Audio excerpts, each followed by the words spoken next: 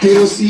Joseph Vijay அவர்கள் அமைப்பின்பால் உண்மையான நம்பிக்கையும் மாறா பற்றும் கொண்டிருப்பேன் என்றும் இந்திய நாட்டின் முழு முதல் ஆட்சியையும் ஒருமையையும் நிலை நிறுத்துவேன் என்றும் தமிழ்நாட்டு அரசின் முதலமைச்சராக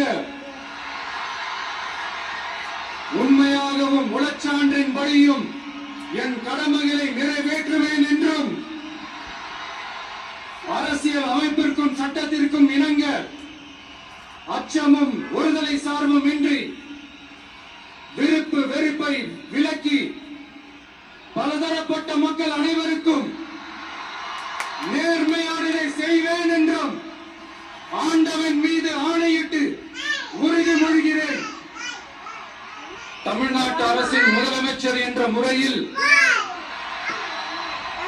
எனது கவனத்திற்குள்ளாவதும் தெரிய வருவதுமான எந்த பொருளையும் முதலமைச்சரின் கடமைகளை உரியவாறு நிறைவேற்ற தேவையான அளவுக்கன்றி ஒருவரிடமோ பலரிடமோ நேர்முகமாகவோ மறைமுகமாகவோ அறிவிக்கவோ வெளிப்படுத்தவோ மாட்டேன் என்று ஆண்டவன் மீது ஆணையிட்டு உறுதிமொழிகிறேன்.